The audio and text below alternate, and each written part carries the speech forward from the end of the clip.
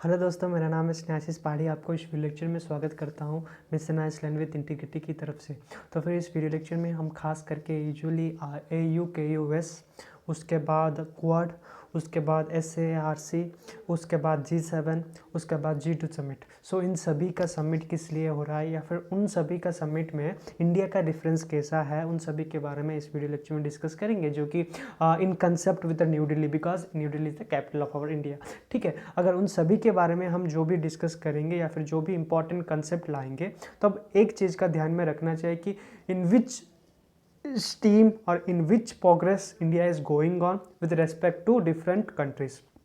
ठीक है, तो इंडिया का सिचुएशन क्या है with the developing countries, with the developed countries, with the underdeveloped countries. आपको एक चीज़ का ध्यान रखना चाहिए कि इंडिया का cooperation with developed countries, with developed countries, undeveloped countries and developing countries.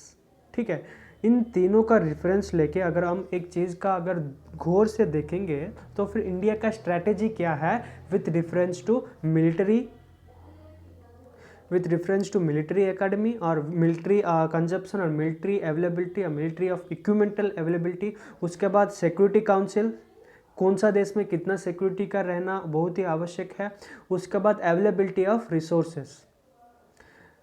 ठीक है, इन तीनों का पॉइंट वेरी इंपॉर्टेंट है विथ रेस्पेक्ट टू द बेरीज और with respect to the bilateral और trilateral relationship between different countries with India and other countries. ठीक है, तो उन सभी का जब हम डिस्कस करेंगे SARC, जो कि south Asian association for regional cooperation, इसका मेन मकसद है कि हर एक एशिया का जो भी कंटिनेंट या फिर डेवलपिंग अंडर डेवलप्ड कंट्रीज है उनका रेफरेंस कैसा है, उनका व्यू पॉइंट कैसा है, उनका वे ऑफ ट्रीटिंग पीपल कैसा है, उनका image with respect to other countries कैसा है, वो मैटर करता है in the year of SARC SAR year. ठीक है, this is how the SAR year is been manipulated और the ideology of maintaining a schematic map for a progressed country.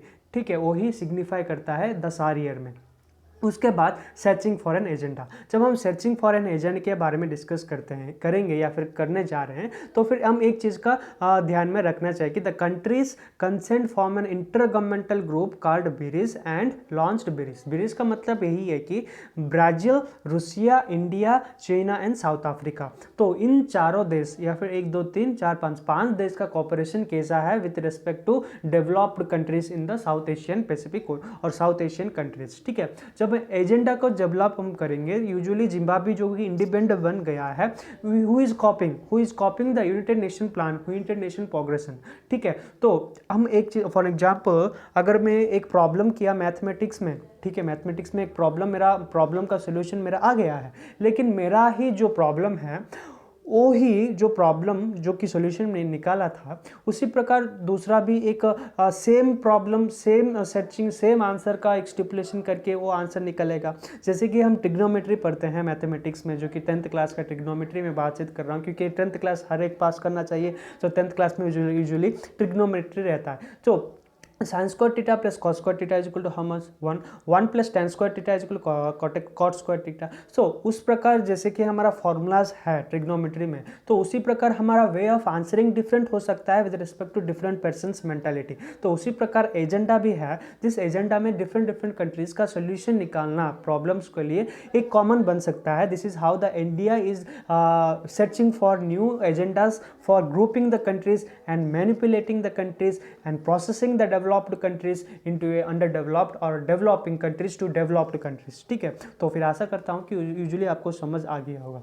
उसके बाद जो कि BRICS समिट जो भी हुआ था Russia, Brazil, India, China and South Africa के बीच में, usually in consent with Afghanistan हुआ था, जिसके अंतर्गत उनका कॉपरेशन कैसा है, जो रिसोर्स उनके तरफ से आ रहा है वो फिर आएगा या फिर नहीं आएगा, रीजनल मेंटेनेंस क्या है, बायलैटरल रिलेशनशिप होगा या फिर नहीं होगा, उन सभी के बारे में, उन सभी के ऑफसेट में यूजुअली डिस्कस किया गया है द अफगानिस्तान क्राइसिस, जो कि अगस्त 15 को usually humanitarian resources, humanitarian disaster has been occurred in Afghanistan के बारे में हम यूजुअली डिस्कस किया करते थे, या फिर वो सारा इम्पोर्टेंट, उतना ज़्यादा इम्पोर्टेंट है क्योंकि जो कि कॉपरेशन है वो अच्छा है या फिर नहीं अच्छा है, वही यूजुअली मेंटेन करता है on Afghanistan issue. India and other grouping, जब इंडिया एंड अदर ग्रुपिंग के बारे में जब हम डिस्कस करते हैं तब एक चीज़ का हम यूजुअली ध्यान में रखना चाहिए कि जो कि इंडिया क्या है, डेवलपिंग कंट्री है। सो डेवलपिंग कंट्री का लैंड शेयर किस प्रकार से हो रहा है डिफरेंट कंट्रीज के साथ, जो कि BIMSEC और BIMSTEC, जो कि यूजुअली क्या बोलता है, Bengal initiative for multi sectoral technical economical corporation, जिसके अंतर्गत बांग्लादेश, म्यांमार, उसके बाद श्रीलंका, नेपाल, भूटान, उसके बाद India, Thailand and these are the different countries which usually comes under that. ठीक है, वो क्या है, यूजुअली डेवलपिंग कंट्रीज में यूजुअली जाता है। इंडिया का जो रिसोर्सफुल हब है वो किस प्रकार इन चारों या फिर इन पांचों देश को कैसे हेल्प कर रहा है in the initiative which is bin formulated, ये भी बहुत इंपॉर्टेंट है। क्योंकि जैसे कि हम जानते हैं India is a developing country, ठीक है, डेवलप्ड नहीं हुआ है, डेवलपिंग कंट्री में जा रहा है, जो कि रिसोर्स का जनरेशन करना, उनका रिसोर्स का जनरेशन को, उनका different schemes, different policies, different क्या यूजुअली डिफरेंट प्रोजेक्ट्स जो होता है ना, usually different underdeveloped countries को कैसे फॉर्मुलेट करना इंडिया का एक मकसद है। That's the reason why India and other grouping has been mentioned in BIMSTEC, okay, which is been mention. उसके बाद the quad and AUKUS, the quad and AUKUS बहुत ही चर्चा में आ गया है अभी के न्यूज़ में।